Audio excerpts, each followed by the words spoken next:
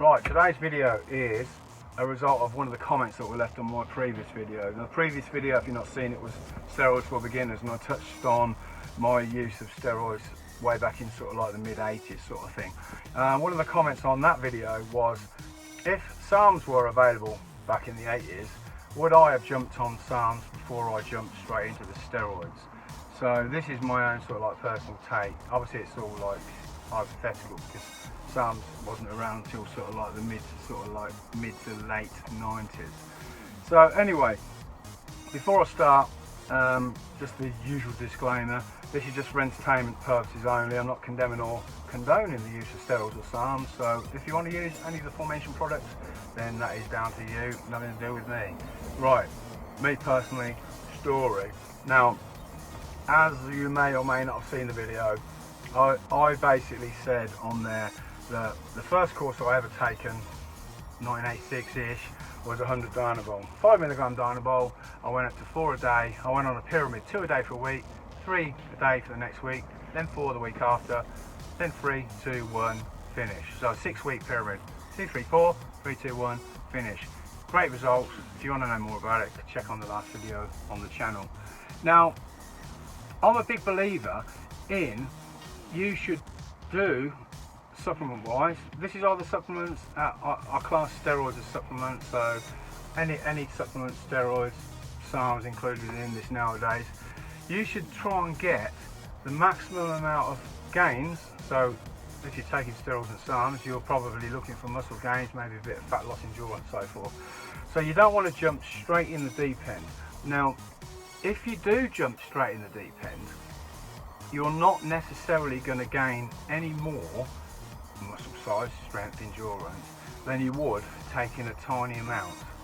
And the thing that happens is, the first time you take any substance, then that's generally the biggest gain that you're going to get. Your first course of steroids, you get the biggest gain. Second, third, fourth, fifth course, it's never quite as good as the first time you ever took it. Same with the SARMS, same with probably recreational drugs. I had a spliff once, but to be honest with you, I'm not even going to go down that route again. Yeah, that ain't for me, that shit. But that was probably because I went too mad. The spliff incident, I had a couple of drags off my mate. I was curious, I was only young, and I had a couple of drags off my mate. And I'm thinking, oh, that's made my head spin a bit, but no more than a cigarette would. So I'm kind of thinking, don't feel very strong, I'll have another drag. And then he goes, oh, how are you feeling? I think I had about 4 drags by then, and I think I feel fine. I'll just have one more. So I had a massive pull on it, and then handed it back, and it's like, no, I don't really feel much. And then about 5 minutes later, fucking hell, man, it just, wow, like a big wave coming over me, and I'm like, oh god. But why I'm saying this is because that was the first time I'd taken a bit of weed. Then I would probably be better off just taking 1 or 2 little puffs and then give it back to him, and then I might get a little bit of effect from it without nearly fucking knocking myself out. So, same with alcohol. First time you have a drink, you don't think, oh, you know what, I'm going to have a bottle of whatever, a whole bottle of vodka. That ain't going to end well, is it? But if you're a big drinker, then, you know, you start off with a couple of pints, and then 3 pints works the same as 2 pints used to, and then before you know it, if you're a regular drinker, you're falling in that trap of, fucking hell, I'm drinking like 8 pints now, and I don't even feel that fucking pissed. Whereas I remember the first time I had a drink, I had like 2 pints and I was off my face. So, exactly the same with supplements. So, what I would say is, like I just said, take the minimal amount to get the maximum benefit. So, start low, yeah? So, what the original question, I'm stumbling now, the original question, would I jump on SARMS before? The answer to that question would be 100% yes, for the reason I've just outlined. SARMS are not as strong as steroids, yeah?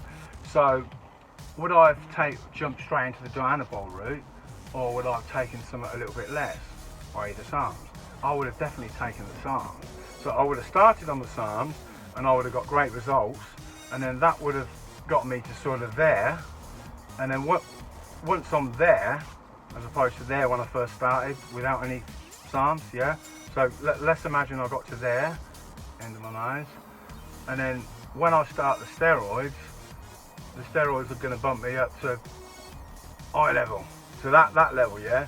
So I've gained that. Now, if I started there from scratch on the steroids, I probably would have went to maybe halfway up my nose, yeah? Does that make any sense? But I wouldn't have been up here, I would have been down there. So let's try and get the maximum out of a weaker product, the SARMS, and then once you get to that level, then take the next level up using steroids, if that's the way you want to go. And also the steroids are definitely, you're going to get people say, oh yeah, them SARMS, there's not enough tests on them, not enough clinical trials on them, so you don't know the long-term effects. 100% true, that is 100% true, can't argue with that fact. But then they say, after that, I'm going to take some like test and trend, because at least you know where you are with that. And I'm like, okay, so ignore trend, because trend's never been for human consumption. Tell a lie, I think there was one once, parabolin, made in France, discontinued in the early to mid 90s. Apart from that, which was 76.5 milligram per vial, by the way. Apart from that, Tren is not a human drug yet. Equipoise is not a human drug. So they've been done for animals. I think for horses and things and cattle, whatever. Anyway, I'm not an expert on that. So they're saying to me, yeah, you, at least you know where you are with the steroids. Yeah, you do, because there is loads of documentation about it's going to increase muscle size and strength and everything else, and there's a fucking shit ton load of information on side effects. So to me, I'm thinking, yeah, that's had all the research on it. The steroids have loads of research on it, and it's proven with that research that you're going to get all these fucking side effects, whereas the SARMS haven't got so much research. They're a lot milder than steroids. So you think to yourself, what's the worst that can happen?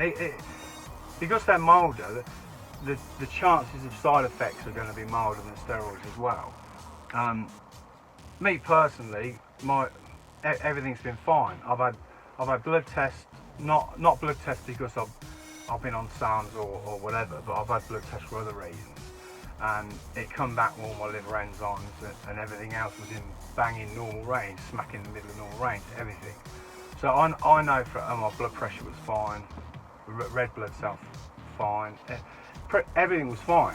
It didn't alter at all whether I was taking SARMS or whether I was not taking anything. Those levels did not alter. But whereas if you take steroids, then they are going to alter. So yes, you get a bigger bang for your bucks with steroids, but the side effects for me personally are pretty much a lot lower.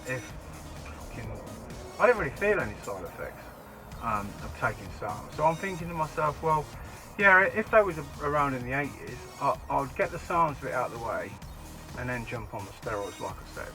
So anyway, I'm going to cut that short because I'm starting to waffle as per usual. So if you got to the end of this video, thanks very much for watching, and please subscribe to the channel if you like my waffly old shit, and don't forget to click the bell, and I'll see you on the next one.